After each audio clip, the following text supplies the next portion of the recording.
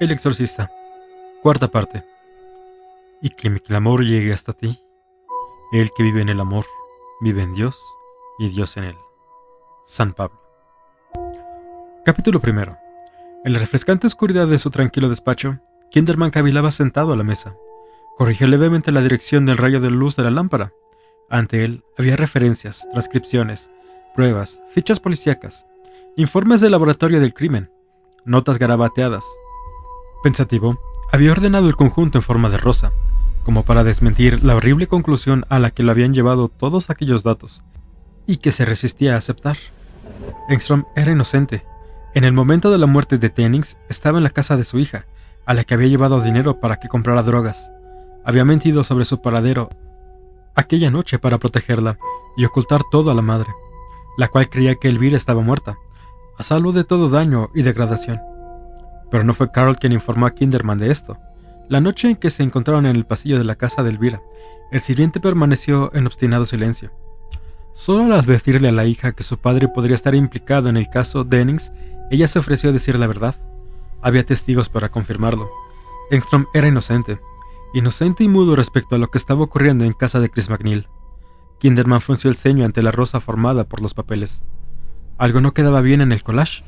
Movió un poquito más abajo, a la derecha, a la punta de un pétalo, el ángulo de un testimonio. Rosas. Elvira le había advertido duramente que si en el plazo de 2 semanas no se internaba en una clínica, le seguiría los pasos y registraría su casa hasta que tuviese pruebas para detenerla.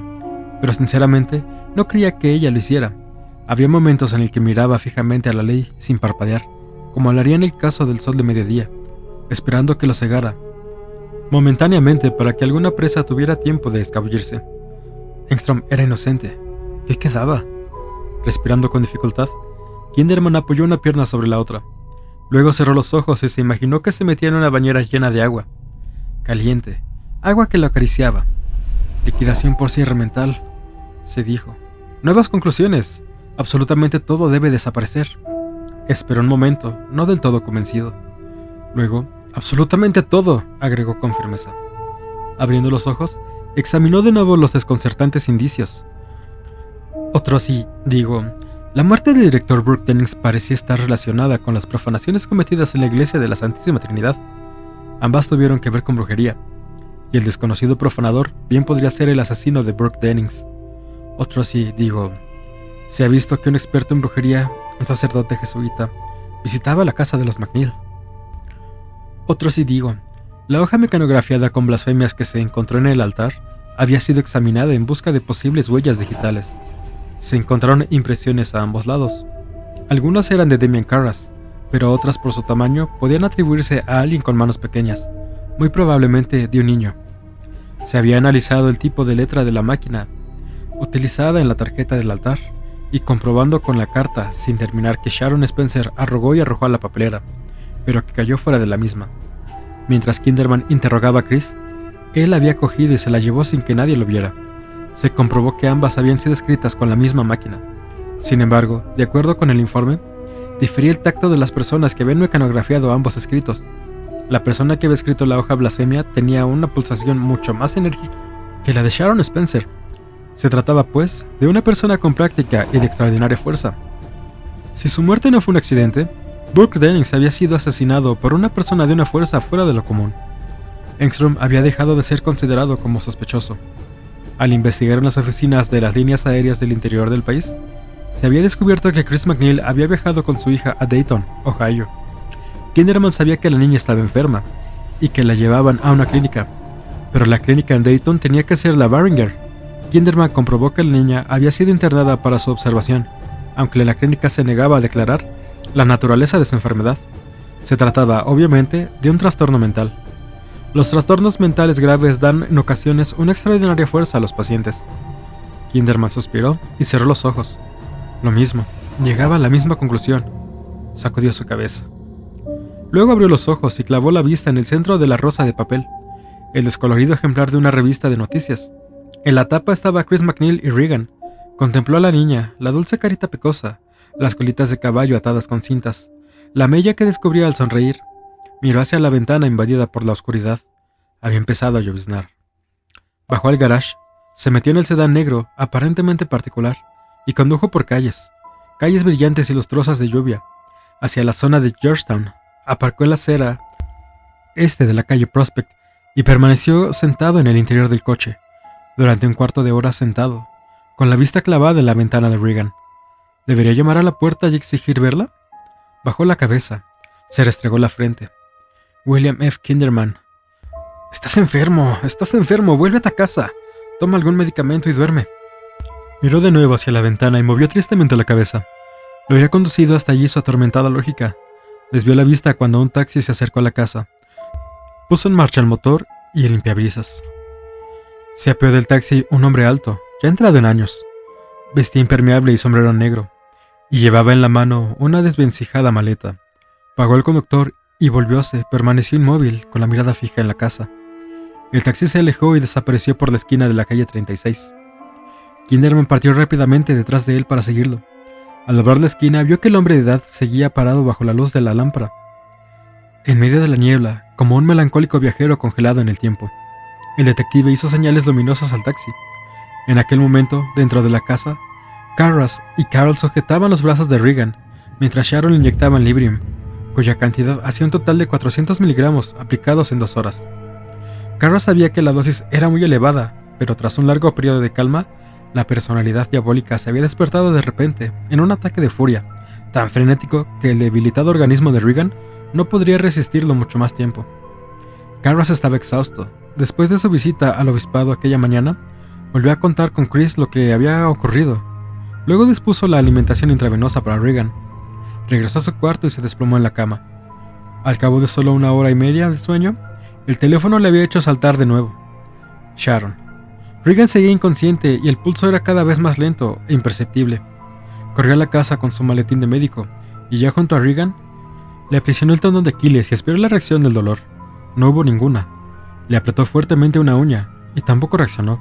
Estaba preocupado, aunque sabía que en casos de histeria y en estados de trance se observaba a veces insensibilidad al dolor.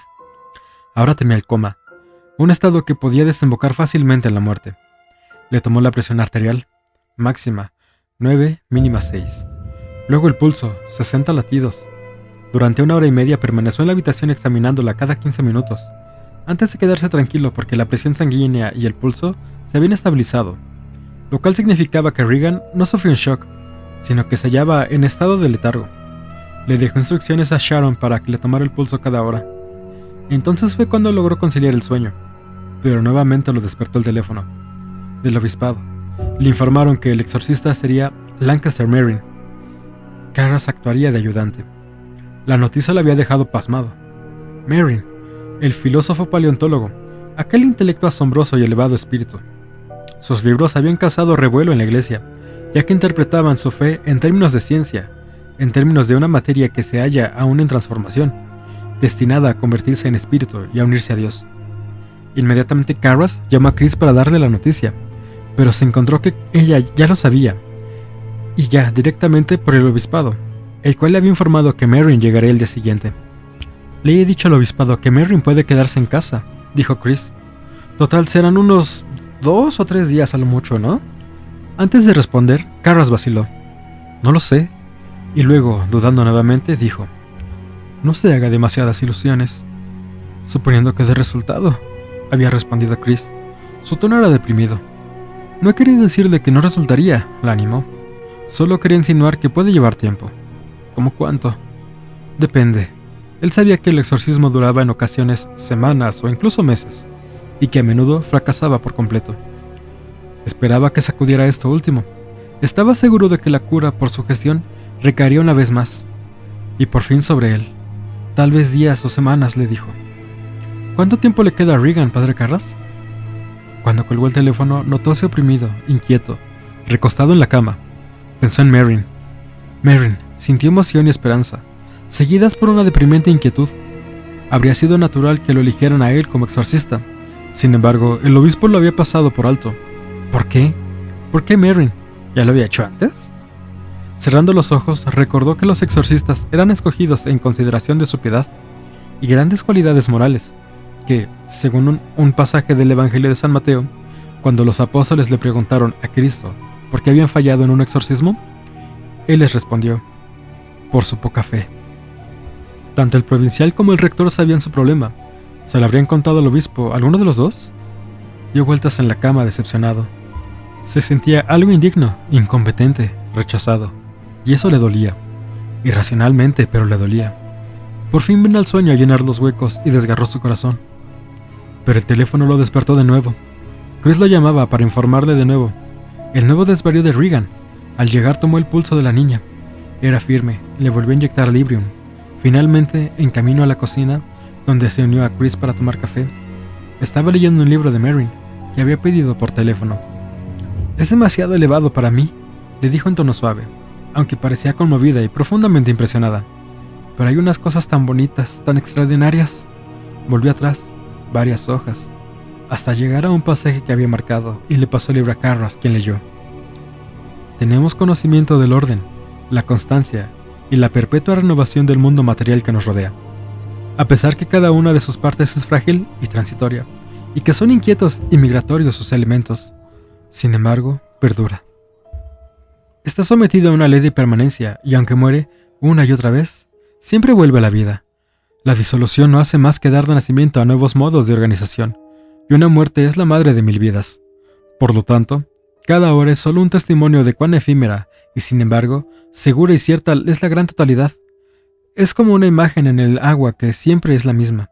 Aunque el agua fluya constantemente, el sol se esconde para levantarse de nuevo.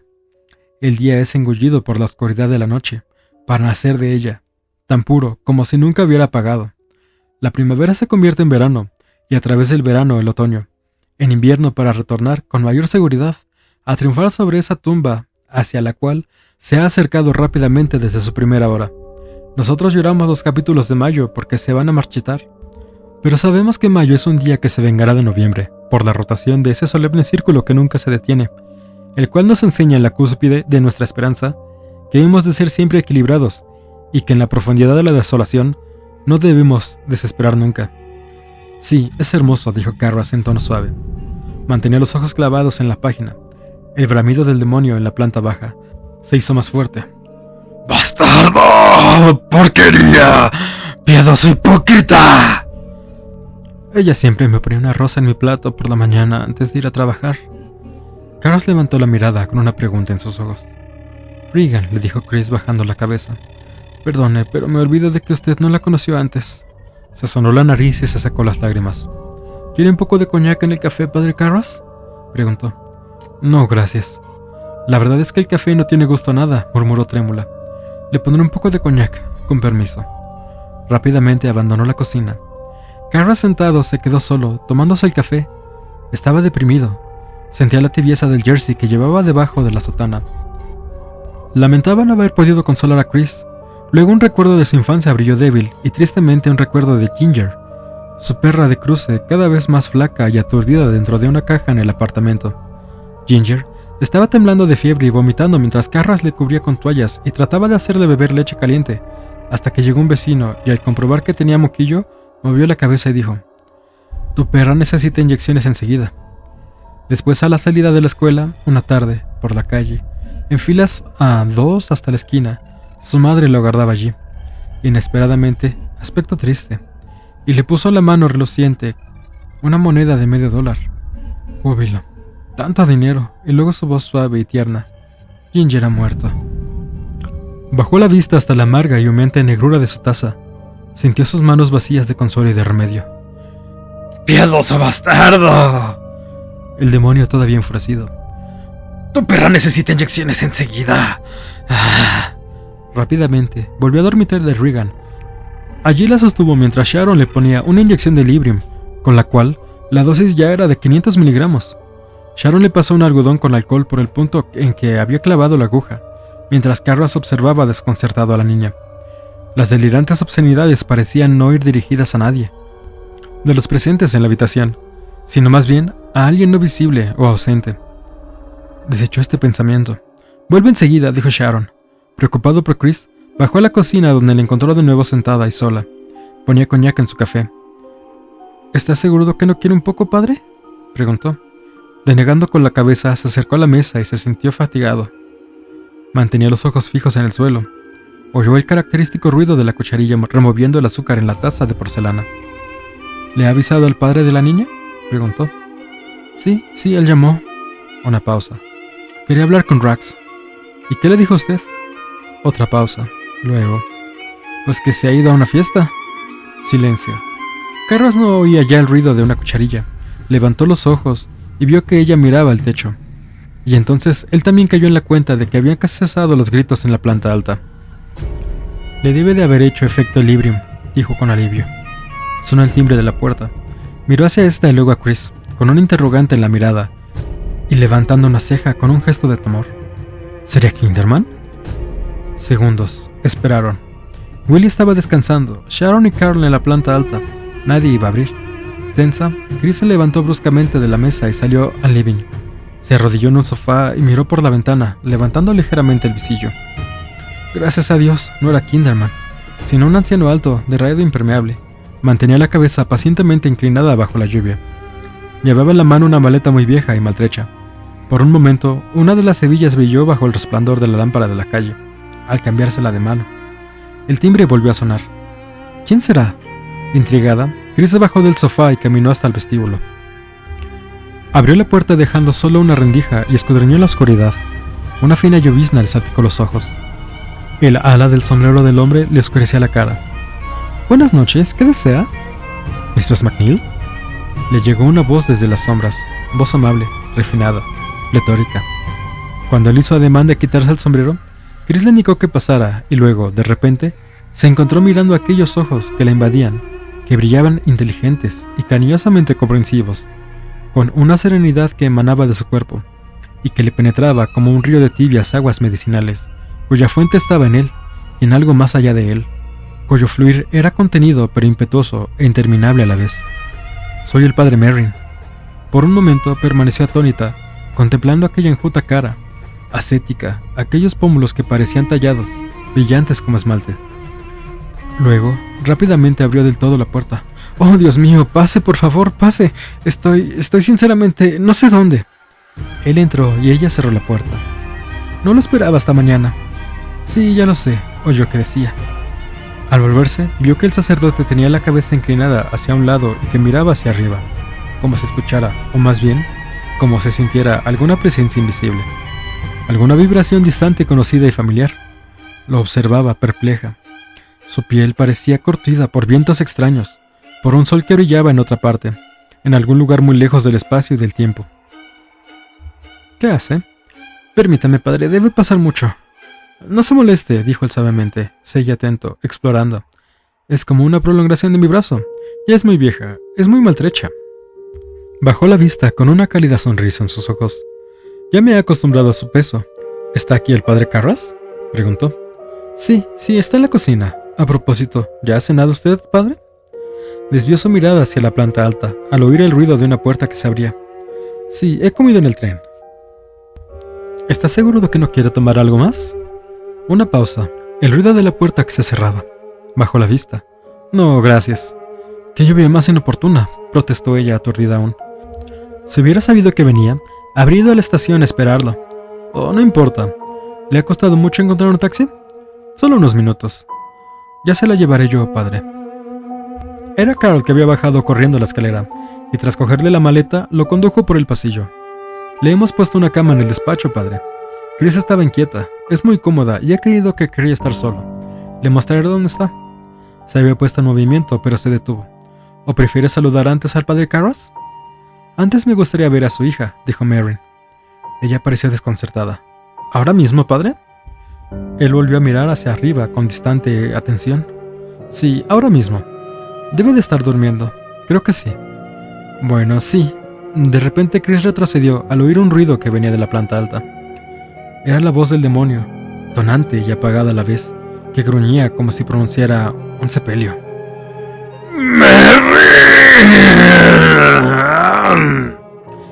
Luego, un tremendo y escalofriante puñetazo asestado contra una pared del dormitorio. «Dios todopoderoso», musitó Chris, mientras apretaba una mano pálida contra su pecho. Atónita, miró a Merrin. El sacerdote no se había movido. Seguía mirando hacia arriba, intensa pero serenamente, y en sus ojos no había más que la leve huella de sorpresa, Más aún, pensó Chris, parecía como si lo reconociera. Otro golpe hizo temblar las paredes. ¡Merrin! El jesuita se adelantó lentamente, absorto, ignorando la presencia de Chris, que abría la boca maravillada, de Carl, que salía ágil e incrédulo del despacho, de Carras, que surgía azorado de la cocina mientras continuaba los gruñidos y golpes de pesadilla. Lentamente subió las escaleras. Su fina mano de alabastro se deslizaba por la barandilla. Carras se acercó a Chris, y juntos observaron desde abajo, mientras Merrin estaba en el dormitorio de Regan y cerraba la puerta detrás de sí. Durante un rato hubo silencio. Luego, de pronto, el demonio lanzó una carcajada y Merrin salió. Cerró la puerta y caminó por el pasillo. A su espalda, la puerta se abrió de nuevo, y Sharon asomó la cabeza, y lo vio alejarse con una expresión extraña en sus ojos. El jesuita bajó rápidamente a las escaleras, extendiéndole la mano a Carras que esperaba. «Padre Carras». «¿Qué tal, padre?» Merrin tomó la otra mano del sacerdote entre las suyas y la apretó con fuerza. Escudriñaba la cara de Carras, que, con una mirada seria y preocupada, mientras en la planta alta la risa había sido sustituida por groseras obscenidades dirigidas a Merrin. «Lo veo terriblemente cansado», dijo. «¿Es cierto que está cansado?» «No, en absoluto. ¿Por qué me lo pregunta?» «¿Tiene un impermeable aquí?» Carras movió la cabeza. «No». «Entonces tome el mío», dijo Merrin, desabrochándoselo. «Me gustaría que fuera a la residencia, Demian, y cogiera una sotana, 2 roquetes, una estola roja, agua bendita y 2 ejemplares del ritual romano». Entregó el impermeable al desconcertado Carras. «Creo que deberíamos empezar enseguida». Carras frunció el ceño. «¿Ahora? ¿Enseguida?» «Sí, creo que es lo mejor». «¿No quiero oír primero los antecedentes del caso, padre?» «¿Por qué?» Las cejas de Merrin se levantaron en un gesto de absoluta buena fe. Carras se dio cuenta que no tenía respuesta y esquivó la mirada de aquellos desconcertantes ojos. «Tiene razón», dijo. Se puso el impermeable y se dirigió a la puerta. «Le traeré lo que me ha pedido». Carl cruzó corriendo la estancia, se adelantó a Carras y le abrió la puerta. Tras intercambiar rápidas miradas, Carras se internó en la lluvia. En la noche, Merrin volvió a mirar a Chris. «¿No tiene inconveniente en que empecemos enseguida?», le preguntó en tono suave. Ella la había estado observando, y sintiéndose profundamente aliviada por la sensación de firmeza y decisión que la invadía, como un grito jubiloso en un día de sol. «No, al contrario», contestó agradecida. «Pero debe de estar cansado, padre». Él vio que su ansiosa mirada se dirigía hacia la planta alta, con el oído atento ante el bramido del demonio. «¿Quiere una taza de café?», le preguntó. «Está recién hecho». Su voz era implorante. «¿Está caliente? ¿No quiere un poco, padre?». Vio que Chris entrelazaba nerviosamente sus manos. Vio las profundas cavernas de sus ojos. «Sí, gracias», dijo en tono cálido. Hasta entonces se había mostrado algo serio, superado por el momento. «Si está seguro de que no hay inconveniente». Chris la acompañó a la cocina y pronto estuvo apoyado contra el mármol, con la taza de café negro en la mano. «¿No quiere echarle un poco de coñac, padre?». Chris tenía levantada la botella. Él bajó la cabeza y miró su taza inexpresivo. «Según los médicos, no debo tomarlo», dijo, acercándole la taza. «Pero gracias a Dios no tengo mucha voluntad». Chris dudó un instante, no segura del todo. Luego vio una sonrisa en sus ojos al levantar la cabeza y le sirvió. «Qué bonito nombre tiene», exclamó él. «Chris MacNeil, ¿no es un nombre artístico?». Chris dejó caer unas gotas de coñac en el café y movió negativamente la cabeza. «¿No? ¿O acaso cree que me llamo Esmeralda Glotz?». «Gracias a Dios», murmuró Merrin. Chris sonrió y tomó asiento. «¿Y qué es Lancaster, padre? Suena muy raro. ¿Se lo pusieron por alguien en particular?». «Un barco de carga», musitó con aire ausente mientras se llevaba la taza a los labios. Tomó un sorbo de café. «O un puente, sí, creo que era un puente. Parecía afligido. ¿Cuánto me habría gustado tener nombre como Demian? Es tan eufónico». «¿De dónde viene ese nombre, padre?». «¿Demian?». Miró la taza. Era el nombre de un sacerdote que dedicó su vida al cuidado de leprosos en la isla de Molokai. Finalmente, contrajo la enfermedad. Hizo una pausa. «Precioso nombre», dijo de nuevo. «Creo que con un nombre de pila como Demian me contentaría con el apellido de Glutz». Chris sofocó su risa. Se relajó. Se sintió más cómoda.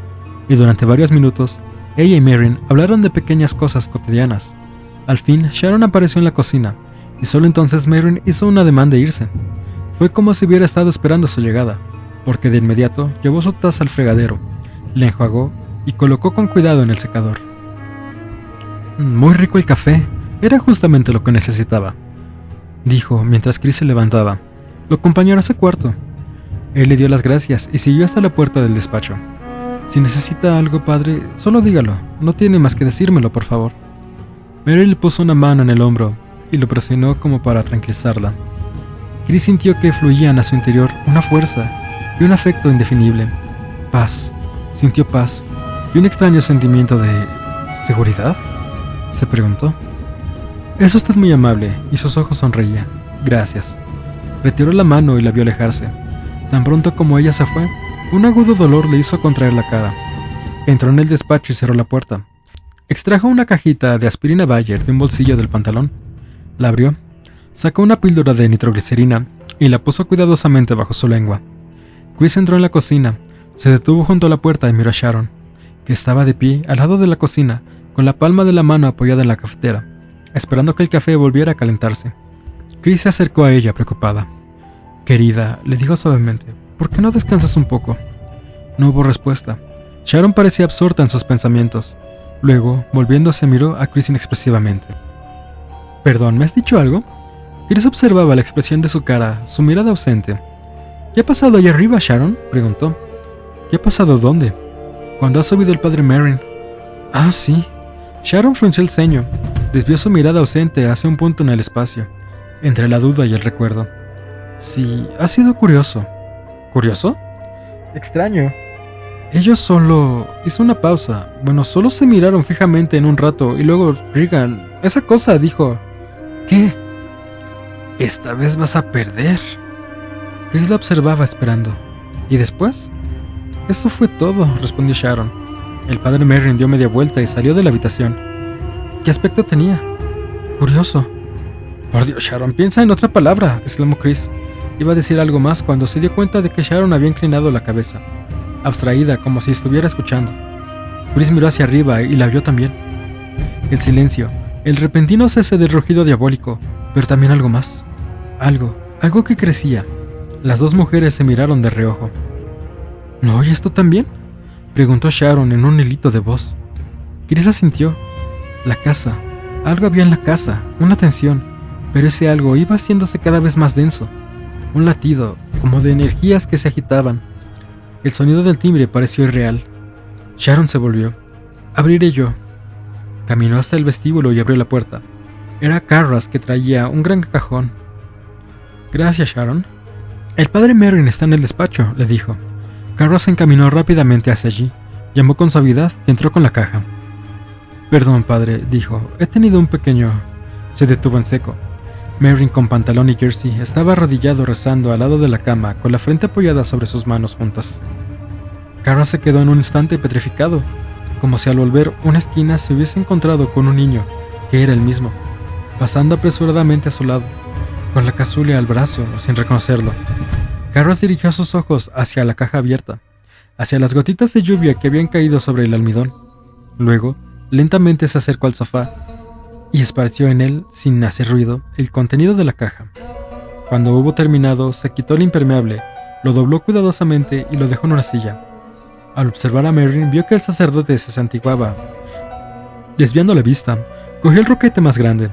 Empezó a ponérselo sobre la sotana. Oyó que Merrin se ponía en pie. «Gracias, Demian». Carras se volvió poniéndose al roquete mientras Merrin se acercaba al sofá, y sus ojos se posaban tiernamente sobre los indumentos litúrgicos. Carras cogió un jersey. «He creído que podría ponerse esto debajo de la sotana, padre», le dijo, alargándoselo. La habitación se enfría a veces. Merrin pasó suavemente la mano por el jersey. «Gracias por su atención, Demian». Carras cogió del sofá la sotana de Merrin y lo observó mientras se ponía el jersey. En ese momento, y de pronto, mientras presenciaba una acción tan común y tan trivial, fue cuando Carras sintió el avasallo del impacto del hombre del momento, de aquella quietud que se advertía en la casa, y lo que aplastaba, cortándole la respiración. Volvió a la realidad al notar que le quitaban la sotana de las manos. Merrin se la ponía, y preguntó: «¿Conoce las reglas del exorcismo, Demian?». «Sí», respondió Carras. Merrin empezó a ponerse la sotana. Es esencial evitar conversaciones con el demonio. El demonio le dio escalofríos la manera tan natural que lo dijo. Hemos de preguntar solo aquello que sea importante, dijo Merrin, mientras se abrochaba el cuello de la sotana. Todo lo demás sería peligroso, sumamente peligroso. Tomó el roquete de manos de Carras y empezó a ponérselo sobre la sotana. Especialmente, no preste atención a nada de lo que se diga del demonio. Es un mentiroso. Mentirá para confundirnos, pero también mezclará la verdad con la mentira. Y así nos atacará. La ofensiva es psicológica, Demian, y poderosa. No escuche, recuerde esto, no escuche. Al alargarle Carras la estola, el exorcista agregó: ¿Quiere preguntarme algo ahora, Demian? Carras negó con la cabeza. No, pero creo que debe ser sutil que le pongan en antecedentes sobre las distintas personalidades que Regan ha manifestado. Hasta ahora parece que hay 3. Hay una sola, dijo Merrin suavemente, deslizando la estola alrededor al tiempo que una expresión atormentada aparecía en sus ojos. Luego cogió los ejemplares del ritual romano y le dio una a Carras. ¿Omitiremos la letanía de los santos? ¿Tiene agua bendita? Carras sacó el frasco de su bolsillo. Merrin lo cogió y con gesto sereno señaló hacia la puerta. Por favor, indíqueme el camino, Demian. Arriba, junto a la puerta del dormitorio, Sharon y Chris esperaban tensas. Estaban envueltas en gruesos jerseys y chaquetas. Al oír el ruido de una puerta que se abría, se volvieron, miraron abajo y vieron que Carras y Merrin venían por el vestíbulo, hacia la escalera, en solemne procesión. Altos, qué altos son, pensó Chris, y Carras con su oscura y afilada cara destacando sobre la blancura del roquete. Al verlo subir con paso firme, Chris se sintió profunda y extrañamente conmovida. Aquí viese mi hermano mayor, a volarte la tapa de los sesos. Cretino. Pensó, había mucho de eso. El corazón le latía con fuerza. Los jesuitas se detuvieron frente a la puerta del dormitorio. Carras frunció el ceño al ver que el jersey y la chaqueta de Chris. ¿Va usted a entrar? Creo que debo hacerlo. Por favor, no lo haga, le dijo en tono imperioso. Cometerían un grave error. Chris se volvió hacia Merrin, interrogándolo con los ojos. El padre Carras sabe lo que más le conviene, dijo lentamente el exorcista. Chris volvió a mirar a Carras y bajó la cabeza. Bueno, dijo desalentada. Se apoyó contra la pared. Esperaría que afuera. ¿Cuál es el segundo nombre de su hija?, preguntó Merrin. Teresa. Bonito, en verdad, dijo Merrin cálidamente. Sostuvo su mirada durante un momento para animarla.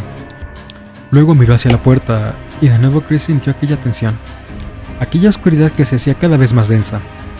Dentro, en el dormitorio, detrás de aquella puerta, se dio cuenta de que Carras y Sharon también lo percibían. Merrin hizo un gesto con la cabeza. Vamos, dijo suavemente. Al abrir la puerta, una varada de aire frío y hediondo hizo tambalearse a Carras. Carras había acurrucado en una silla, en un ángulo de la habitación.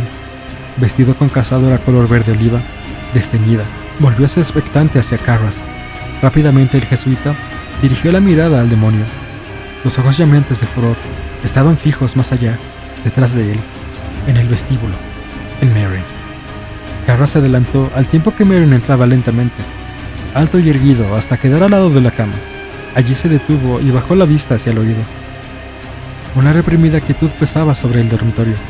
A continuación, Regan sacó su lengua negruzca como de lobo y se lamió los labios partidos e hinchados. El rugido era semejante al de una mano que aísla el pergamino arrugado. Bueno, orgullosa porquería, rugió el demonio. ¡Al fin has venido! El anciano sacerdote levantó una mano e hizo la señal de la cruz sobre la cama. Luego repitió el gesto por toda la habitación. Volviéndose, quitó el corcho del frasco de agua bendita. ¡Ah, sí! ¡Ahora viene la orina sagrada!, exclamó el demonio con voz ronca. Merrin levantó el hisopo y la cara del demonio se contrajo lívida. ¡Ah! ¿Pero vas a hacerlo?, rugió. ¿Vas a hacerlo? Merrin empezó a agitar el hisopo.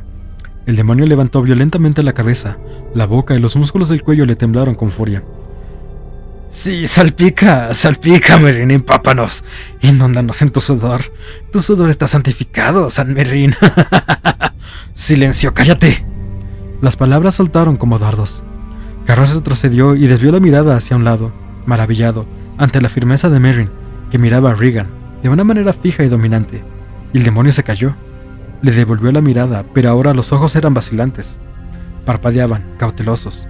Con gesto rutinario, Merrin tapó el frasco y se lo devolvió a Carras. El psiquiatra lo deslizó en su bolsillo, y observó que Merrin se arrodillaba junto a la cama.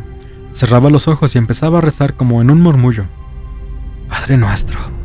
Regan escupió en la cara de Merrin y se estrelló un escupitajo amarillento que resbaló lentamente por su mejilla. «Venga a nosotros tu reino». Cabizbajo, Merrin continuó su plegaria, sin pausa, mientras una mano sacaba un pañuelo del bolsillo y sin prisa le quitaba el salivazo. «Y no nos dejes caer en la tentación», terminó suavemente. «Mas líbranos del mal, amén», respondió Carras. Levantó la mirada un instante. Los ojos de Regan quedaron en blanco. Carras estaba inquieto, sentía que algo en la habitación se congelaba. Volvió al texto, siguiendo la oración de Merrin. «Dios y Padre nuestro Señor Jesucristo, apelo a tu santo nombre, implorando humildemente tu bondad para que generosamente me asista contra este espíritu inmundo que atormenta a una de tus criaturas. Por Cristo nuestro Señor». «Amén», respondió Carras. Merrin se levantó y oró fervorosamente. «Oh Dios creador y defensor de la raza humana, mira con piedad a tu sierva Regan Teresa McNeil, cogida en las redes del más antiguo enemigo del hombre, el renegado enemigo de nuestra raza que...» Carras levantó la vista al oír que Regan silbaba. Vio que se erguía con los ojos en blanco, que sacaba y balanceaba la cabeza lentamente hacia adelante y hacia atrás, como la de una cobra. Una vez más, Carras experimentó un sentimiento de inquietud. Volvió a seguir el texto. «Salva a tu sierva», leyó Merrin en el ritual. «Que confía en ti, Señor mío», respondió Carras. «Permítele encontrar en ti, Señor, una fortaleza para hacer frente al enemigo». Mientras Merrin leía la línea siguiente, Carras oyó un grito ahogado de Sharon detrás de él. Volvió a hacer rápidamente y vio que ella miraba estupefacta hacia la cama. Perplejo, miró también en dirección al lecho. Quedó petrificado. La cabecera de la cama se levantaba del suelo. Miró fijamente, incrédulo. 10 centímetros, 15 centímetros, 30 centímetros. Luego empezaron a levantarse también los pies de la cama. «¡Santo cielo!», susurró Carla aterrorizado. Pero Carras no lo oyó, ni vio que se santiguaba, cuando se levantaron los pies de la cama para quedar al mismo nivel que la cabecera. «No ocurre nada», pensó mientras observaba, transfigurado. La cama se elevó 30 centímetros más, y luego permaneció así suspendida, balanceándose como si estuviera flotando sobre el agua. «¿Padre Carras?», Regan, ondulándose silbando como una serpiente. «¿Padre Carras?». Carras se volvió. El exorcista lo observó sereno, indicándole con gestos de la cabeza el ritual que tenía en sus manos. «La respuesta, por favor, Carras». Carras, perplejo, parecía no entender. Sharon salió corriendo de la habitación. «Que el enemigo no tenga poder sobre ella», respondió Merrin, amablemente. Presuroso, Carras volvió a seguir el texto y leyó la respuesta, mientras el corazón le latía con fuerza. «Y que el hijo de la iniquidad sea impotente para hacerle el mal». «Señor, escucha mi oración», continuó Merrin. «Y llega a ti mi clamor. El Señor esté con vosotros y con su espíritu». Seguidamente, Merrin leyó una larga oración, y una vez más, Carras volvió su mirada a la cama, a sus esperanzas en Dios y en lo sobrenatural, que flotaba en el aire vacío. Sintió en todo su ser un frío de júbilo. Ahí está, frente a mí, ahí». Volvióse de pronto al oír el ruido de la puerta que se abría. Sharon entró apresuradamente con Chris, la cual se detuvo boquiabierta, incapaz de dar crédito a sus ojos. «¡Dios mío!».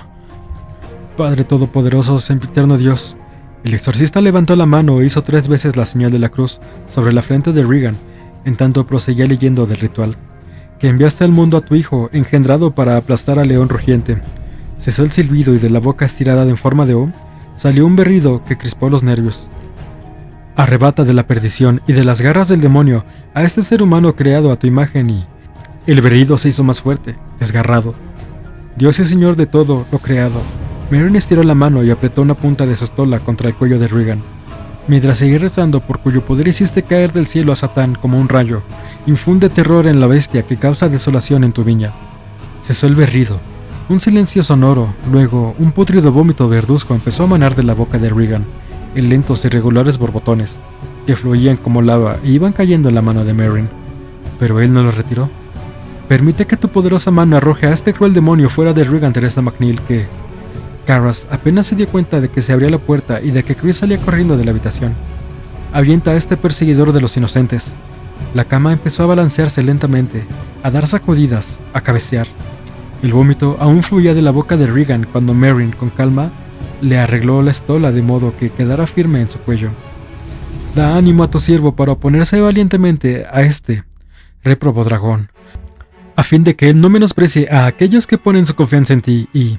De pronto cesaron los movimientos, y mientras Carras observaba fascinado la cama, descendió suavemente, como una pluma, hasta el suelo, para posarse al fin en la alfombra. «Señor, permite que esta...» Aturdido, Carras desvió la mirada. La mano de Merrin no podía verla, estaba enterrada bajo la humeante capa de vómito. «¿Demián?» Carras levantó los ojos. «Señor, escucha mi oración», dijo suavemente el exorcista. Carras se volvió hacia la cama y respondió: «Y que llegue a ti mi clamor». Merrin le quitó la estola, dio un paso corto hacia atrás, y luego sacudió la habitación con el látigo de su luz al ordenar: «Yo te expulso, espíritu inmundo, junto con todos los poderes satánicos del enemigo, todos los espectros del infierno, todos tus salvajes compañeros». La mano de Merrin chorreaba vómito sobre la alfombra. «Es Cristo quien te lo ordena, Él que una vez aplacó los vientos, el mar y la tormenta». «¿Qué?» Regan dejó de vomitar. Estaba sentada en silencio, inmóvil. Sus ojos en blanco se dirigían a Merrin con perversidad. Desde los pies de la cama, Carras lo observaba de hito en hito. A medida que se iban desvaneciendo en él el shock y la excitación, su mente febril empezaba a desquitarse, tratando de hurgar profundamente en los rincones de la duda. Telepatía, acción psicoquinética, tensiones adolescentes y fuerza dirigida por la psiquis. Frunció el ceño al acordarse de algo. Se acercó a la cama y se inclinó para tocar la muñeca de Regan. Y descubrió lo que temía, como ocurrió con el hechicero de Siberia. El pulso latía con una rapidez increíble. Sintió un profundo desaliento y, comprobando su reloj, contó los latidos del corazón como si cada uno de ellos hubiera sido un argumento en contra de su propia vida. «Es Él el que te lo ordena, el que te precipitó desde la altura de los cielos». El poderoso conjuro de Merrin sacudió los límites de la conciencia de Carras, que resonante e inexorable golpe, mientras el pulso se acercaba cada vez más. Más rápido aún. Carras miró a Regan. Todavía en silencio, en el aire helado, tenues vaos de vapor se elevaban de la materia vomitada, cual maloliente ofrenda. Carras se sentía inquieto. Luego se le empezó a erizar el vello de los brazos al ver que poco a poco, con una lentitud de pesadilla, la cabeza de Regan giraba como la de un maniquí, crujiendo igual que un mecanismo oxidado, hasta que los fantasmales ojos en blanco se quedaron fijos en los hoyos. Y ahora Satán tiembla aterrorizado. Lentamente la cabeza volvió a girar en dirección a Merrin. «Tú, corruptor de la justicia, engendrador de la muerte, traidor de las naciones, ladrón de la vida». Carras paseó la mirada cautelosamente a su alrededor. Cuando las luces de la habitación comenzaron a titilar, a perder potencia y a adquirir un tono sobrenatural de ámbar vibrante, tembló, hacía más frío. La estancia se iba poniendo insoportablemente fría. «Tú, príncipe de los asesinos, tú, inventor de todas las obscenidades, tú, enemigo de la raza humana, tú». Un golpe seco sacudió la habitación, luego otro, y otro, y otro. Vibraban a un ritmo terrible, como los latidos de un gigantesco corazón enfermo. «Aléjate, monstruo, tu lugar es la soledad, tu morada es un nido de víboras, desciende y arrástrate con ellas. Es Dios mismo quien te lo ordena». La sangre de los golpes se hicieron cada vez más fuertes y rápidos. «Yo te conjuro, antigua serpiente». Los golpes siguieron arreciando. «Por el juez de vivos y muertos, por tu creador, por el creador de todo el universo, a que...». Sharon dio un grito y se apretó los puños contra los oídos, mientras los golpes se hacían ensordecedores. De pronto, se aceleraron tanto que latieron a un ritmo espantoso. El pulso de Regan era alarmante. Martillaba a una velocidad demasiado elevada para poder medirlo. Al otro lado de la cama, Merrin alargó serenamente la mano, y con la punta del pulgar trazó la señal de la cruz sobre el pecho, cubierto de vómito de Regan. Las palabras de su plegaria eran ahogadas por los ruidos. Carras comprobó que el pulso había perdido bruscamente velocidad, y mientras Merrin rezaba, hacía la señal de la cruz sobre la frente de Regan. Los ruidos de pesadilla cesaron de repente. «Oh Dios del cielo y la tierra, Dios de los ángeles y arcángeles». Carras podía oír ahora la oración de Merrin, mientras el pulso se hacía cada vez más lento. «Merrin, orgulloso bastardo, carroña, perderás, morirá, la puerca morirá». La niebla empezó a disiparse. La entidad diabólica había vuelto, llena de cólera contra Merrin. «Corrompido vanidoso, viejo hereje, yo te conjuro a que te vuelvas y me mires. Mírame ahora, carroña». El demonio dio un salto hacia adelante, escupió a Merrin en la cara y luego le espetó: «Así cura tu maestro a los ciegos». «Dios y Señor de todo lo creado», oró Merrin mientras, sin inmutarse, buscaba su pañuelo y se limpiaba el salivazo. «Libra a esta tu sierva de...». «Hipócrita, a ti no te importa nada de la puerca, no te importa nada, La has convertido en un duelo entre nosotros dos. Yo, humildemente: ¡Mentiroso! ¡Mentiroso bastardo! Dinos dónde está tu humildad, Merrin. En el desierto, en las ruinas, en las tumbas en las que huiste para escapar de tus hermanos, los hombres. Para escapar de tus inferiores, de los hombres, de los pobres y débiles de espíritu. Hablas a los hombres, tú, vómito piadoso. Tu morada es un nido de engreídos, Merrin. Tu lugar está dentro de ti mismo. Vuelve a la cima de la montaña y habla con tu único igual. Merrin continuó con sus oraciones sin prestar atención, al tiempo que el torrente de insultos continuaba de forma violenta. Asqueado, Carras concentró su atención en el texto, en tanto que Merrin leyó un pasaje de San Lucas. «Mi nombre es Legión», respondió, porque eran muchos los demonios que habían entrado en él, y le suplicaban que no les ordenara precipitarse al abismo. Había allí una gran piara de cerdos que estaban paseando en la montaña. Los demonios suplicaron a Jesús que les permitiera entrar en los cerdos. Él se lo permitió. Entonces salieron de aquel hombre, entraron en los cerdos, y desde lo alto del acantilado, la piara se precipitó al lago y se ahogó. Y... «Willy, te traigo buenas noticias», bramó el demonio. Carras levantó la mirada y vio que Willy, cerca de la puerta, se paraba en seco con su carga de toallas y sábanas. «Te traigo la buena nueva redención», se regodeó. «Elvira está viva. Vive. Es...» Willy miraba como aleada. Entonces Carl se dirigió hacia ella gritándole: «¡No, Willy, no!» «Una toxicómana, Willy. Un caso perdido». «Willy, no escuches», aullaba Carl. «¿Quieres que te diga dónde vive?» «No escuches, no escuches». Carl le empujaba afuera de la habitación. «Ve a visitarla el día de la madre, Willy. Sorpréndela. Ve». Bruscamente el demonio se interrumpió, clavando los ojos en Carras, que tomaba de nuevo el pulso de Regan. Lo encontró fuerte, lo cual indicaba que se podía administrar más libre. Se acercó a Sharon para indicarle que preparara la inyección. «¿La quieres?», dijo lujuriosamente el demonio. «Es tuya. Sí, esa ramera es tuya». Sharon se puso colorada y apartó la vista cuando Carras le dio las instrucciones para el Librium. «Y un supositorio de compasín si vuelve a vomitar», agregó. Sharon hizo un gesto afirmativo con la cabeza baja y se marchó.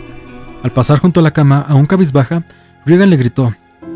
Luego dio un salto, le alcanzó la cara con un borbotón de vómito, y mientras Sharon se quedaba paralizada y chorreando, mostróse la personalidad de Dennings, quien con voz ronca exclamó: «¡Ramera de mierda!».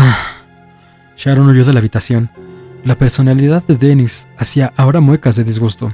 Paseando la vista a su alrededor, preguntó: «¿Puede alguien abrir un poco la ventana, por favor? Esta habitación no apesta a mierda. Es simplemente...».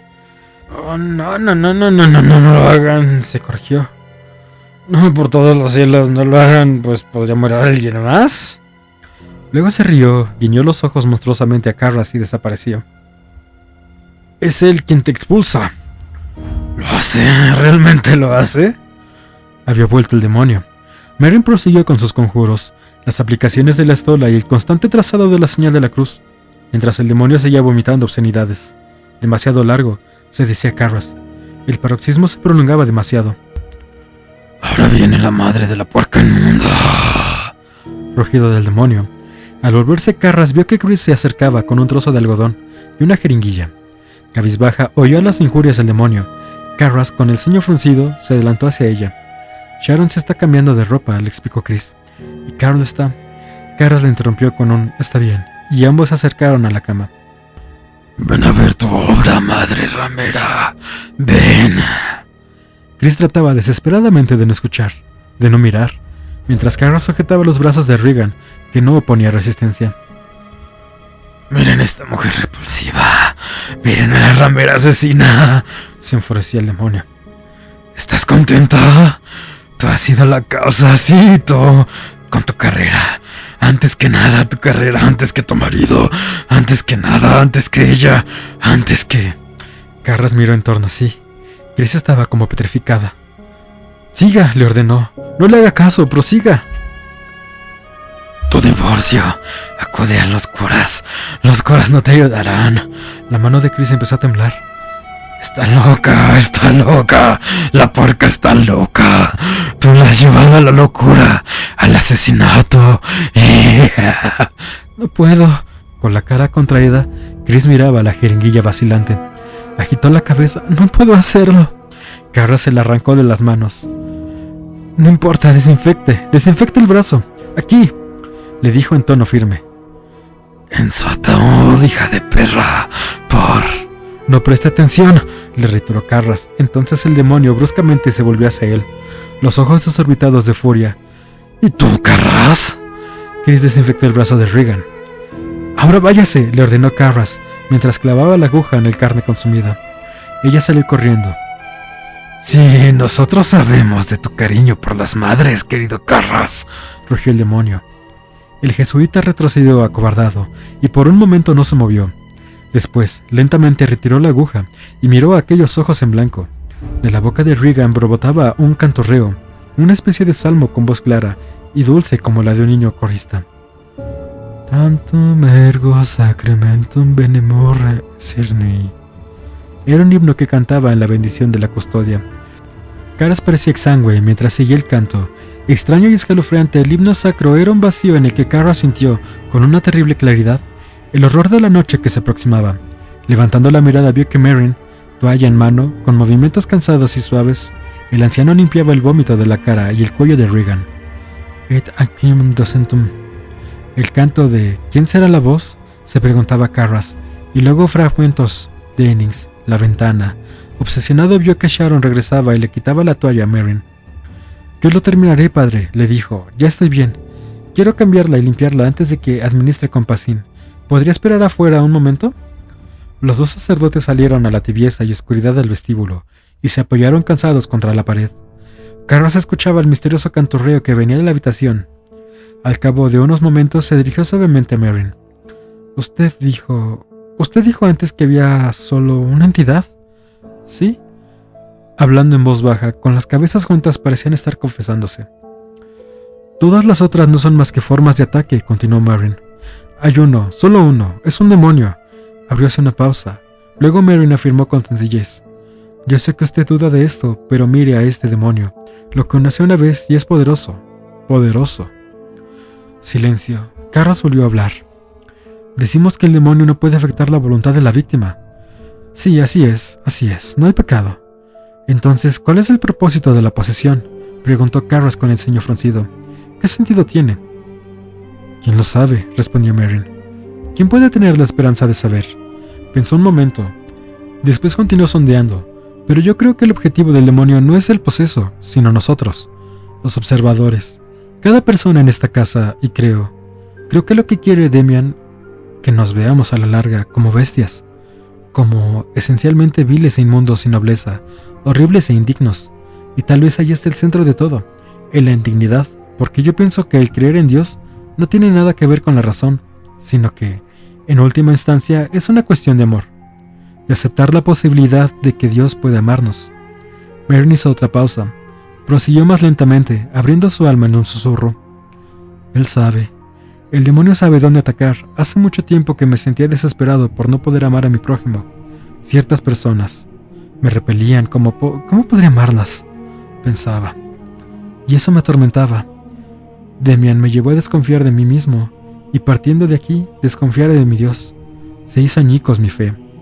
Interesado, Carras levantó sus ojos hacia Merrin. ¿Y qué pasó?, preguntó. Pues que al fin me di cuenta de que Dios nunca me pediría aquello que me es psicológicamente imposible, que el amor que Él me pedía está en mi voluntad, y no quería decir que debía sentirlo como una emoción. No en absoluto. Me pedía que obrara con amor hacia los demás, y el hecho de que lo hiciera con aquellos que me repelían era un acto de amor más grande que cualquier otro. Movió la cabeza.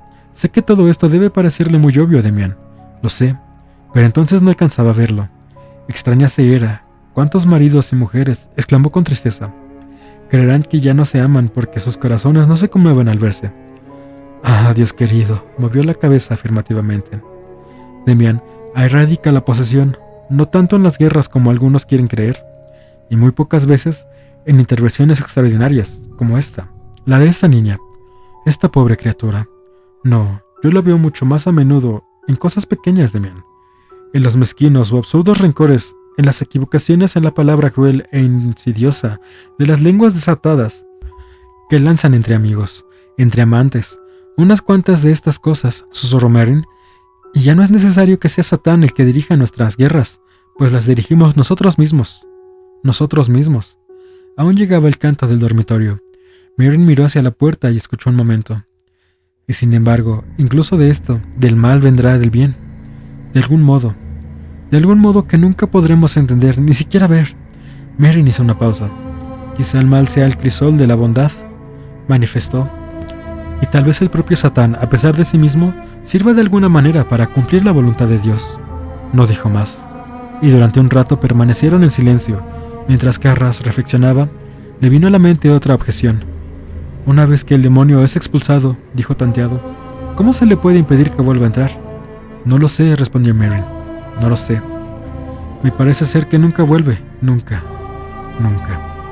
Merrin se puso una mano en la cara y se pellizcó suavemente las comisuras de los ojos. Demian, qué nombre tan maravilloso, murmuró. Carras percibía agotamiento en su voz y algo más. Ansiedad, como un dolor reprimido. De repente, Merrin se apartó de la pared y con la cara escondida entre las manos, excusóse y corrió al pasillo en dirección al baño. ¿Qué pasa?, se preguntó Carras. Sintió una repentina envidia y admiración por la profunda y sencilla fe del exorcista. Se volvió hacia la puerta. El canto no se oía nada más. ¿Habría terminado? ¿Habría terminado por fin la noche?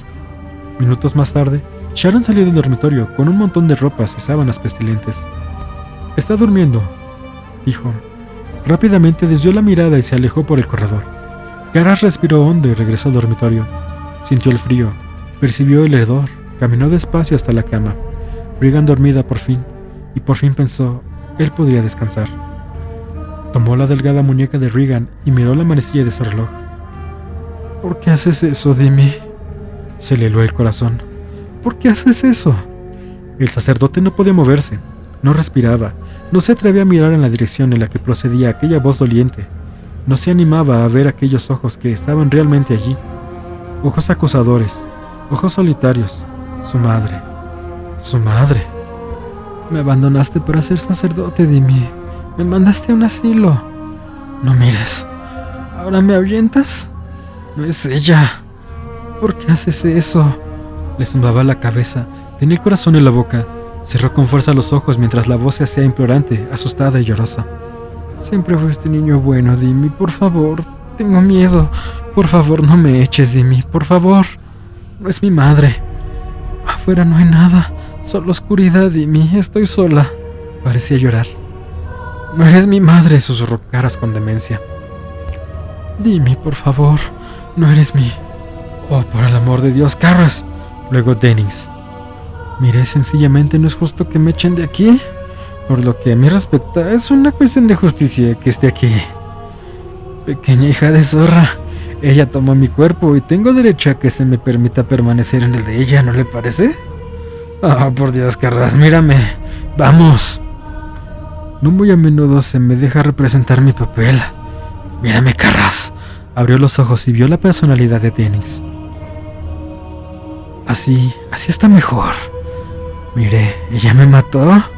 No la dueña de la casa, Carras, sino ella. Sí, ella.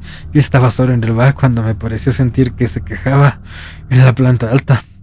Bueno, después de todo, yo tenía que ver lo que le dolía, por lo cual subí. Y entonces me cogió por el cuello. La voz era ahora plañidera y patética. Dios mío, nunca en mi vida había visto tanta fuerza. Comenzó a gritar que yo estaba engañando a su madre o algo por el estilo, o que yo fui la causa de su divorcio, algo así. No era muy claro, pero le aseguro que ella me empujó por la ventana. Voz cascada y tono agudo. «¿Ya me mató? Me mató, la muy cochina. ¿Le parece entonces que es justo echarme de aquí? Vamos, Carras, respóndame. ¿Crees que es realmente justo? ¿Lo cree usted?» Carras tragó saliva. «¿Sí o no?», lo apremió. «¿Es justo?». «¿Por qué? ¿Por qué le quedó la cabeza vuelta hacia atrás?», preguntó Carras con voz ronca. Dennis paseó hacia alrededor con una mirada evasiva. «Eso fue un accidente, una monstruosidad. Me di contra los escalones, ¿sabe? Fue raro». Carras meditaba con la garganta seca. Tomó nuevamente la muñeca de Regan y le echó una mirada al reloj para desviar la atención. Dime, por favor, no permitas que me quede sola. Su madre. Si en vez de sacerdote hubiese sido médico, yo habría vivido en una bonita casa, dime. No con cucarachas. No sola en el apartamento. Entonces, luchaba por hacerla callar, pero la voz lloraba de nuevo. Dime, por favor. No eres. ¿No quieres enfrentarte con la verdad que roña inmunda? Era el demonio con voz de su madre. ¿Crees que lo que te dice Merrin, crees que es bueno y santo? Pues bien, no lo es. Es orgulloso e indigno. Te lo probaré, Carras. Te lo demostraré matando a la puerca. Carras abrió los ojos, pero aún no se atrevía a mirar. Sí, ella morirá y el dios de Merrin no la salvará, Carras. Tú no la salvarás. Morirá por el orgullo de Merrin y por tu incompetencia. Chapucero, no tendrías que haberle inyectado Librium. Carras se volvió entonces y lo miró con los ojos. Brillaban con triunfante maldad. Tómale el pulso. El demonio sonreía. Vamos, Carras, tómaselo. Mantenía apretada en su mano la muñeca de Regan. Carras frunció el ceño preocupado. El pulso era rápido y débil, ¿eh? Bramó el demonio. Ah, sí, un poco. Por el momento solo un poco. Carras cogió su maletín y sacó el fondoscopio. El demonio profirió con voz ronca. Escucha, Carras. Escucha bien. Escuchó los latidos del corazón. Sonaban distantes y apagados. No la dejaré dormir. Carras miró rápidamente al demonio. Sintió un escalofrío. Sí, Carras. No dormirá, ¿me oyes? No dejaré dormir a la puerca. Mientras el sacerdote observaba aturdido, el demonio echó la cabeza hacia atrás. Mientras lanzaba una carcajada, no oyó que Merrin entraba de nuevo en la habitación. El exorcista se detuvo junto a él y lo miró con detenimiento. ¿Qué pasa?, preguntó. Carras respondió inexpresivo. El demonio ha dicho que no la dejará dormir. Posó en Merrin sus ojos atormentados. El corazón ha empezado a fallarle, padre. Si no descansa pronto, morirá de insuficiencia cardíaca. ¿Le puede administrar algo que la haga dormir? Carras movió la cabeza. No, es peligroso. Puede entrar en coma. Al volverse, Regan se puso a cloquear como una gallina. Si la tensión arterial sigue bajando, dijo para terminar. ¿Qué se puede hacer?, preguntó Merrin. Nada, respondió Carras. Pero no sé. Tal vez nuevos adelantos, bruscamente dijo a Merrin. Voy a consultar con un cardiólogo, padre. Merrin asintió. Carras bajó las escaleras. Encontró a Chris en la cocina y en la estancia contigua oyó el llanto de Willie y la voz de Carol, que trataba de consolarla. Le explicó la necesidad de una consulta, si bien le ocultó el peligro que corría. Chris dio su autorización y Carras llamó por teléfono a un amigo de un famoso especialista de la Facultad de Medicina de Georgetown, al que despertó para informarle brevemente el caso. Enseguida voy, dijo el especialista. En menos de media hora estuvo en la casa, y en el dormitorio reaccionó con asombro ante el frío y el hedor, con un horror y una compasión ante el estado de Regan. En ese momento la niña balbuceaba una incoherente jerga. Mientras el cardiólogo la examinaba, la niña alternativamente cantaba e imitaba voces de animales. Luego apareció Dennings. «Oh, es terrible», se quejó ante el especialista. «Simplemente espantoso. Confía en que puede usted hacer algo. ¿Puede hacerlo? Si no, no tendremos a dónde ir. ¿Y por qué? Oh, este diablo, maldito es un terco». El especialista observaba con expresión extraña mientras tomaba la atención a Regan. Dennings miró a Carras y se quejó. ¿Qué mierda está haciendo? ¿No se da cuenta de que la muy cretina tendrá que estar en un sanatorio? En un manicomio, Carras, usted lo sabe. De veras, suspendamos este ridículo sortilegio. Si ella muere, usted lo sabe. ¿Qué será culpa suya? Toda suya. Yo creo que por el hecho de que sea el terco, usted no tiene que portarse como estúpido. Es un médico, ¿no? Tendría que saber lo que le conviene, Carras. Vamos, hay escasez de alojamiento en este momento, si nos... El demonio volvió aullando como un lobo. El cardiólogo inexpresivo guardó el instrumental. Luego le hizo un gesto a Carras, que había concluido. Salieron al pasillo. El especialista miró por un momento hacia el dormitorio y preguntó intrigado. ¿Qué diablos pasa allá adentro, padre? El jesuita desvió la mirada. No puedo decirlo, contestó en tono suave. Está bien. ¿Qué opina? La expresión del especialista era sombría. Tiene que detener esa actividad. Dormir antes de que baje la presión arterial. ¿Qué puedo hacer, Bill? El especialista fijamente a Carras y dijo: «¿Rezar?». Saludó y se fue. Carras lo vio marcharse. Cada una de sus arterias y nervios imploraban descanso, esperanza, milagros que sospechaba no se producirían. No tendrías que haberle inyectado Librium. Se encaminó de nuevo al dormitorio y empujó la puerta con una mano que le pesaba como su alma. Merrin permanecía junto a la cama vigilando a Regan, que ahora relinchaba como un caballo. Al oír que Carras entraba, lo miró inquisitivamente. Carras movió la cabeza con desaliento. Merrin comprendió. Había tristeza en su cara, luego aceptación, y al volverse hacia Regan, una inflexible decisión. El anciano se arrodilló al lado de la cama. «Padre nuestro», empezó a rezar. Regan le escupió con una bilis oscura y maloliente, y luego gruñó: «Perderás, ella morirá, morirá». Carras tomó su ejemplar del ritual, lo abrió, levantó la vista y miró a Regan. «Salva a tu sierva», rezó Merrin. En presencia del enemigo, en el alma de Carras había una angustiosa desesperación. «Duérmete, duérmete», rugía su voluntad con frenesí. Pero Regan no se durmió, ni por la madrugada, ni al mediodía, ni al anochecer, ni el domingo, cuando el pulso alcanzó los 140 latidos, y su vida pendía de un hilo.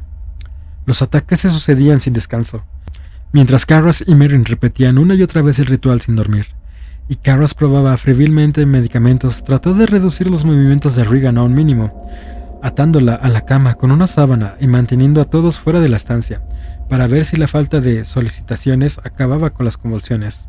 No lo consiguió, y los gritos de Regan eran tan agotadores como sus movimientos. Sin embargo, se mantenía la tensión arterial. ¿Pero por cuánto tiempo más?, se decía Carras angustiado. «Oh, Dios mío, no permitas que se muera», se repetía a sí mismo. «No dejes que se muera, permite que se duerma, por favor». En ningún momento tuvo la más mínima conciencia de que sus pensamientos eran oraciones. Solo se daba cuenta de que no eran atendidas. A las 7 de la tarde de aquel domingo, Carras estaba sentado junto a Merrin en la habitación, exhausto y deshecho por los ataques diabólicos, su falta de fe, su incompetencia, y Regan, su culpa. No tendrías que haberle inyectado Librium. Los sacerdotes acababan de terminar un ciclo de ritual. Estaban descansando mientras Regan entonaba el Panis Angelicus. Raramente salían de la habitación. Carras lo hizo solo una vez para cambiarse de ropa y darse una ducha, pero era más fácil permanecer despierto en medio del frío que del hedor que desde aquella mañana se había convertido en repugnante olor a carne podrida.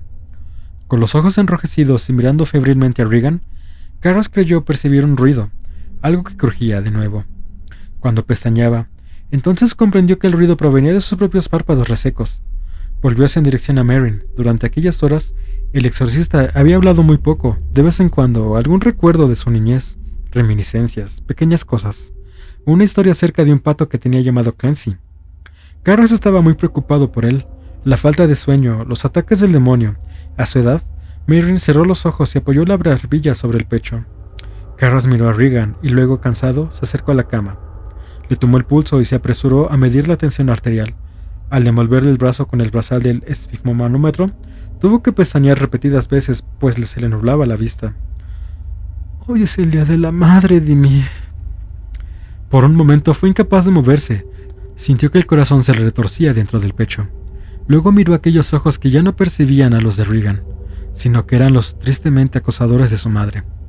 «¿Ya no te sirvo? ¿Por qué me abandonas para que me muera sola? Dime, ¿por qué? ¿Por qué me...» «¡Demian!». Merrin le aferraba el brazo con firmeza. «Por favor, vaya y descanse un poco, Demian». «Dime, por favor, ¿por qué?». Entró Sharon a cambiar la ropa de la cama. «Vaya y descanse un poco, Demian», insistió Merrin. Con un nudo en la garganta, Carras se dio media vuelta y salió de la habitación. Se quedó parado en el pasillo. Sentíase débil. Luego bajó las escaleras, deteniéndose indeciso. ¿Un café? Lo ansiaba, pero aún ansiaba más la ducha, cambiarse de ropa, afeitarse. Abandonó la casa y cruzó la calle en dirección a la residencia de los jesuitas. Entró, fue a tientas hasta su habitación y al mirar hacia la cama, «Olvídate de la ducha, duerme media hora». Cuando se acercaba al teléfono para avisar en recepción que lo despertaron, sonó el timbre. «Diga», contestó con voz ronca. «Hay una persona que desea verlo, padre Carras. Un tal señor Kinderman». Durante unos momentos contuvo la respiración. Luego, resignado, contestó: «Dígale, por favor, que voy enseguida». Al colgar el receptor, Carras vio el cartón de Camel sobre su mesa. Traía una nota de Dyer. La leyó con la vista nublada. Se ha encontrado una llave del Club Playboy en el reclinatorio de la capilla frente a las luces votivas. ¿Esto ya? Puedes reclamarla en recepción. Inexpresivo, Carras dejó la nota, se puso ropa limpia y salió de la habitación. Se olvidó de coger los cigarrillos. Ya en recepción, vio a Kinderman junto al mostrador, arreglando con gesto delicado las flores de un jarrón. Al oír que Carras llegaba, volvióse mientras sostenía por el tallo de la camilla rosada. «Ah, padre Carras», exclamó Kinderman, pero cambió su expresión alegre por otra de preocupación al ver el agotamiento en la cara del jesuita. Rápidamente dejó la camelia en su lugar y salió al encuentro de Carras. «Tiene muy mal aspecto, ¿qué pasa?»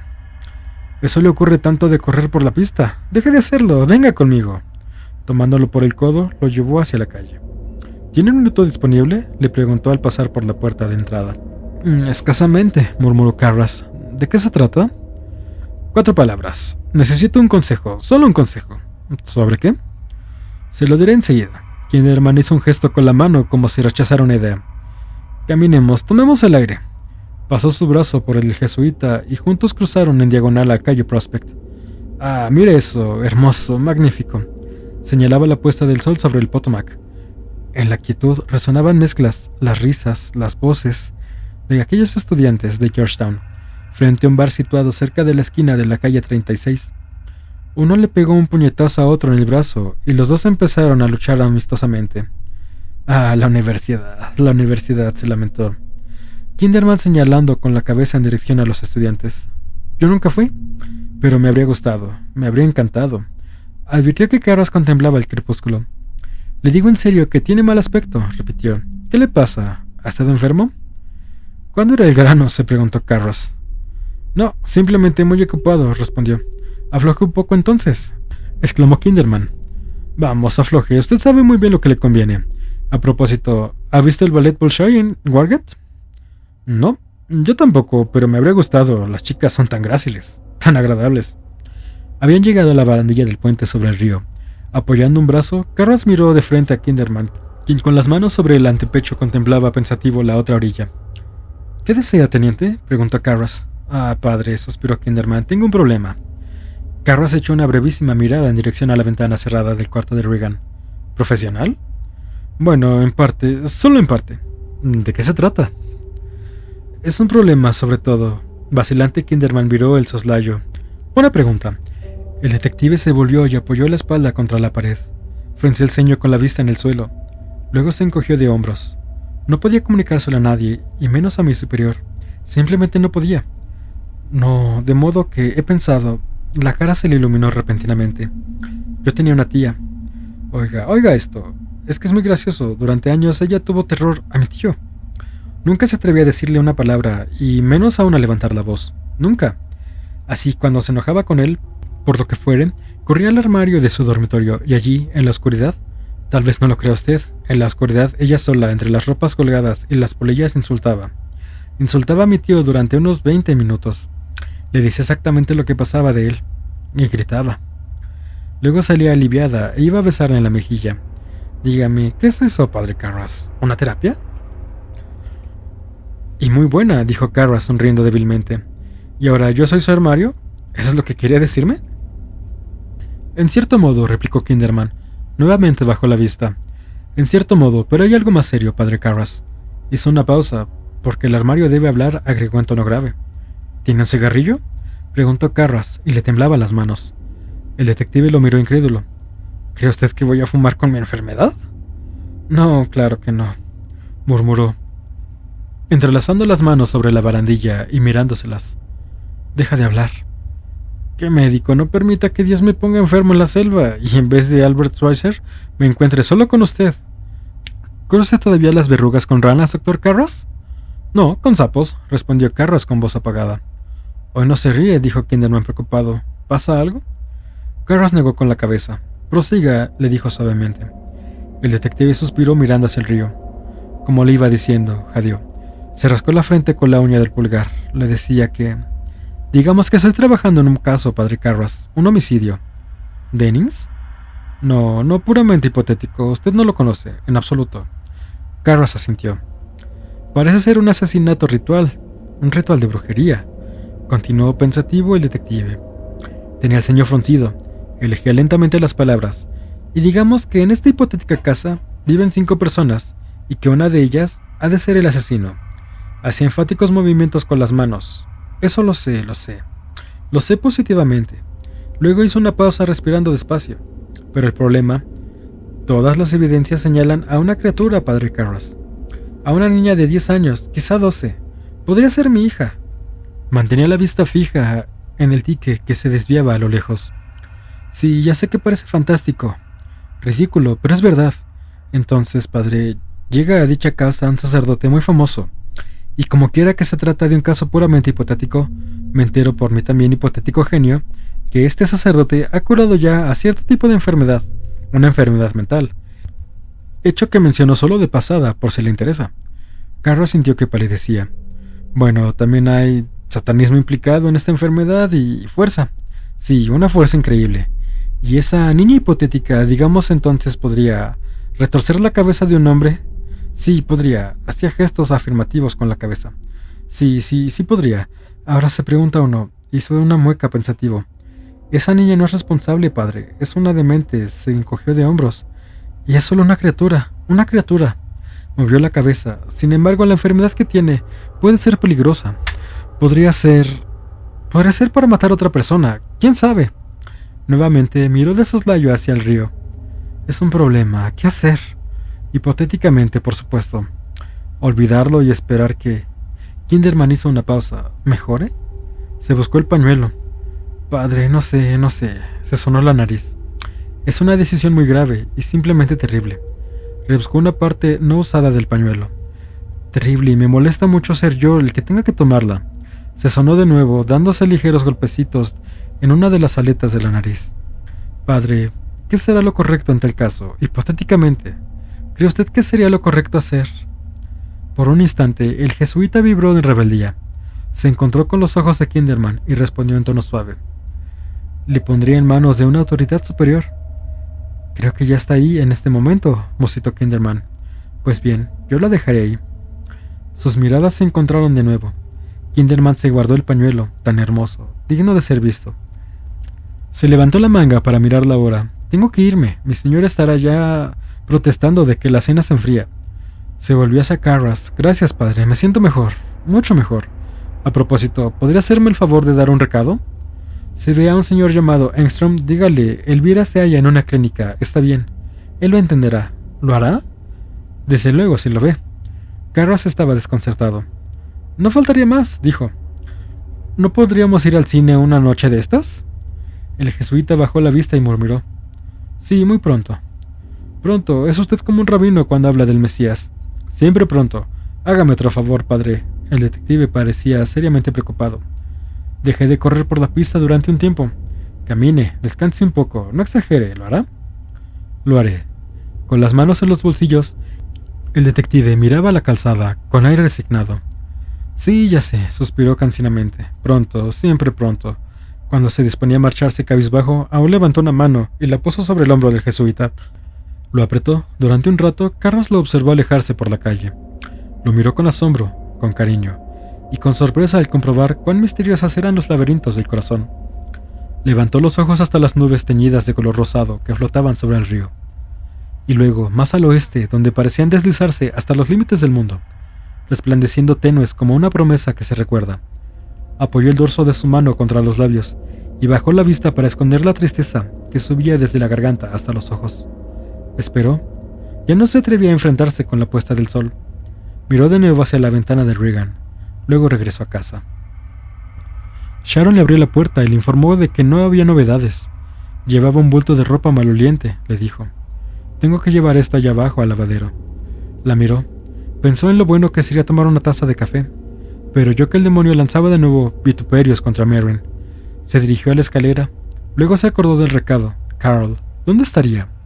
Se volvió para preguntárselo a Sharon, pero vio que desaparecía por la escalera del sótano. Dominado por la confusión, se encaminó a la cocina. Carl no estaba, solo Chris, sentada a la mesa mirando. ¿Un álbum? Fotos, recortes de papel. No podía verle la cara porque tenía la frente apoyada en las manos. Perdón, dijo Carras suavemente. ¿Está Carlo en su dormitorio? Ella negó con la cabeza. Ha salido a hacer un recado, murmuró con voz ronca. Voz de llanto. Ahí tiene café, padre. Se filtrará en un minuto. Cuando Carras miró el indicador luminoso de la cafetera eléctrica, oyó que Chris se levantaba de la mesa, y al volverse la vio salir apresuradamente desviando la cara. Escuchó un tembloroso «Perdone». Su vista se puso en el álbum, se acercó a mirarlo. Instantáneas, una niñita. Sintiendo una aguda congoja, Carras se dio cuenta de que aquella era Regan, aquí soplando velitas de un pastel de cumpleaños, allí sentada sobre un muelle del lago en shorts y camisola haciendo un gesto alegre con el brazo ante la cámara. Tenía una inscripción en la camisola, campamento. No pudo distinguirlo bien. En la página contigua, una hoja de papel pautado con lápiz y regla contenía un manuscrito de niño. Si en vez de barro solamente pudiera tomar las cosas más bonitas como un arco iris, o las nubes, o el canto de un pájaro, tal vez entonces, queridísima mamá, si pudiera juntarlas todas, podría ser de veras una estatua tuya. Y debajo de los versos, te quiero, feliz día de la madre. La firma escrita en lápiz decía Rax. Carras cerró los ojos, no podía soportar aquello. Volvióse cansinamente y esperó que se filtrara el café. Cabizbajo se agarró al mármol de la cocina y volvió a cerrar los ojos. Cierra la puerta, pensó. Ciérrale la puerta. A todo, pero no podía. Y mientras oyó el sordo ruido del café que se filtraba, las manos comenzaron a temblarle, y la compasión creció hasta convertirse en ciega furia contra la enfermedad y el dolor, contra el sufrimiento de los niños y contra la monstruosa y ultrajante corrupción de la muerte. Si en vez de barro solamente. La furia se agotó, ahora era pena e impotencia y frustración. Las cosas más bonitas. No podía esperar que se filtrara el café, debía irse. Debía hacer algo, ayudar a alguien, intentar. Salió de la cocina. Al pasar por el vestíbulo, miró hacia adentro. Chris estaba en el sofá llorando convulsivamente. Sharon la consolaba. Él desvió la vista y se dirigió a la escalera. Oyó que el demonio injuriaba histéricamente a Merrin. Hubieras perdido y lo sabías. Tú, carroña Merrin. Bastardo, vuelve. Ven y... Carras trató de no oír. Oh, el canto de un pájaro. Al entrar en el dormitorio se dio cuenta que se había olvidado de ponerse un jersey. Miró a Regan. Estaba acostada de lado mientras el demonio seguía rugiendo. Las cosas más bonitas. Lentamente se acercó a su silla y cogió a su manta.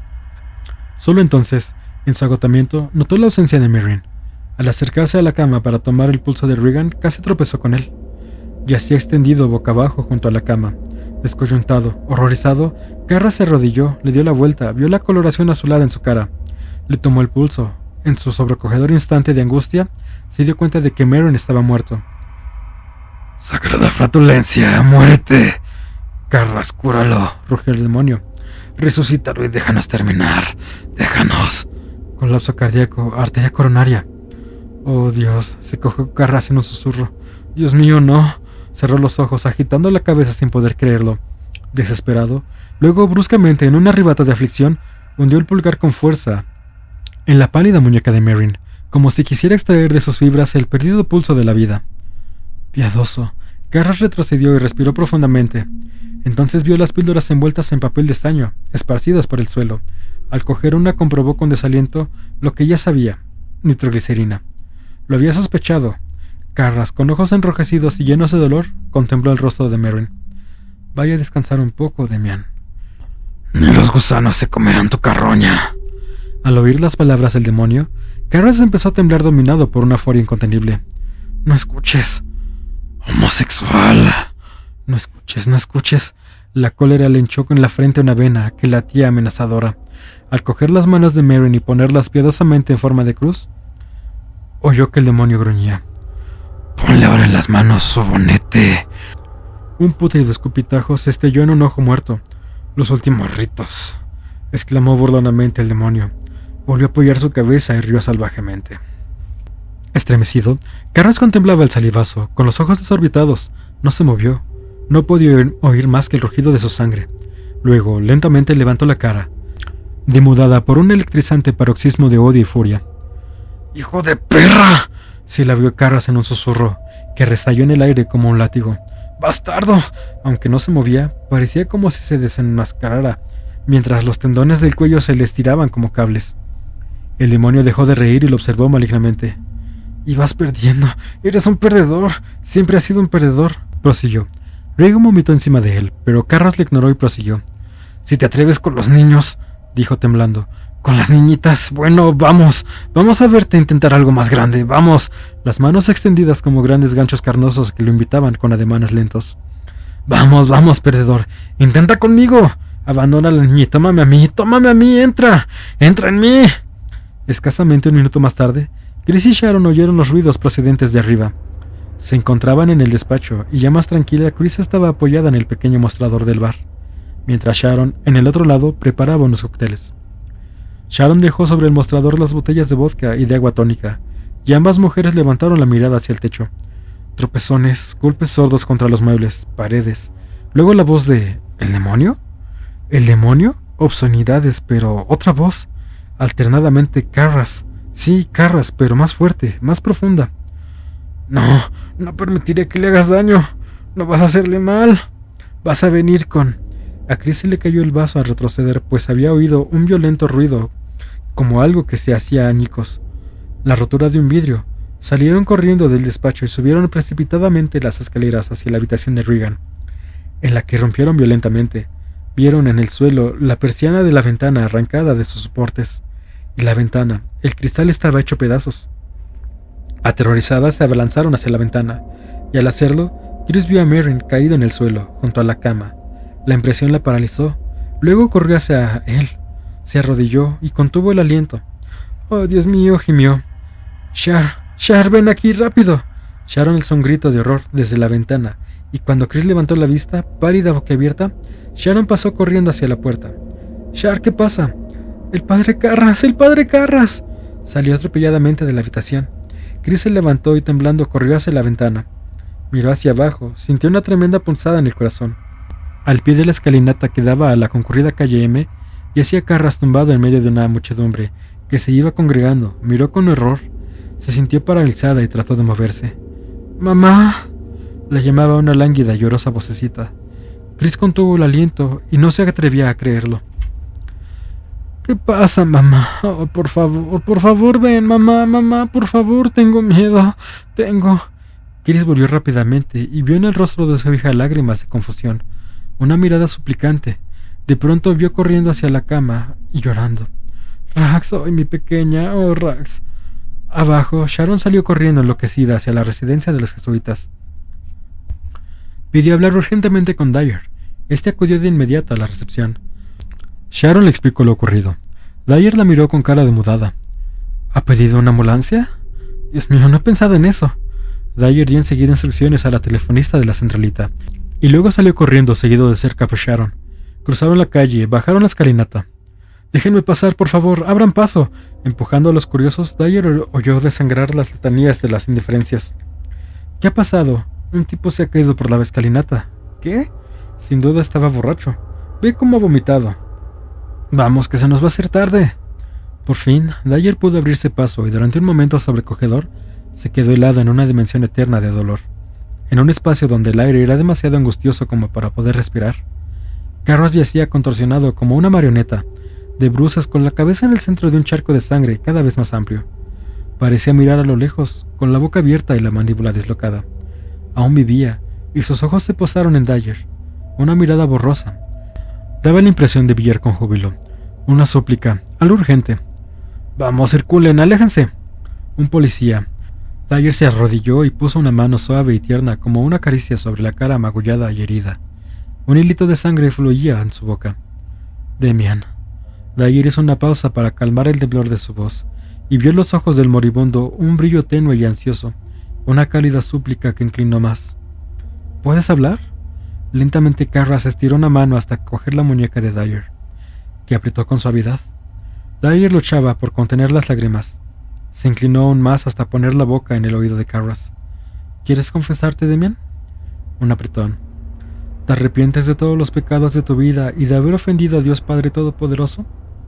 Un apretón. Dyer se irguió y mientras lentamente trazaba la señal de la cruz sobre Carras, recitó las palabras de absolución. «Ego te absolvo». Gruesas lágrimas rodaron por las comisuras de los ojos de Carras. Dyer sentía que le apretaba con fuerza la muñeca mientras él terminaba la oración. In nomine Patris et Filii et Spiritus Sancti. Amen. Dyer volvió a inclinarse hasta poner de nuevo la boca junto a la oreja de Carras. Esperó. Luchaba contra un nudo que le atenazaba la garganta. Luego murmuró: «¿Estás...?» Se detuvo de pronto al sentir que se aflojaba bruscamente la presión sobre su muñeca. Irguió de nuevo el busto y vio aquellos ojos llenos de paz y de algo más, algo misteriosamente parecido a la alegría ante el fin de una añoranza del corazón. Los ojos seguían abiertos, mirando, pero ya nada en este mundo, nada aquí abajo.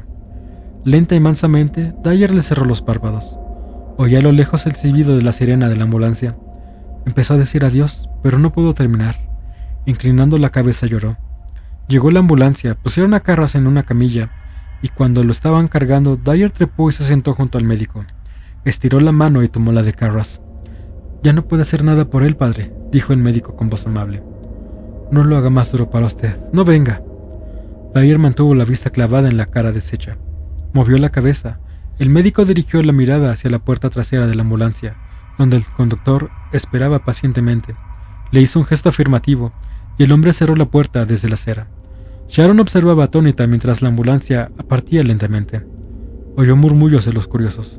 «¿Qué ha pasado?» «¿Qué sé yo?». El estridente silbido de la sirena rasgó la noche y quedó flotando sobre el río, hasta que el conductor se dijo que en el tiempo ya no tenía importancia, y cortó el sonido. El río fluía nuevamente en silencio, para dirigirse aún a orillas más apacibles.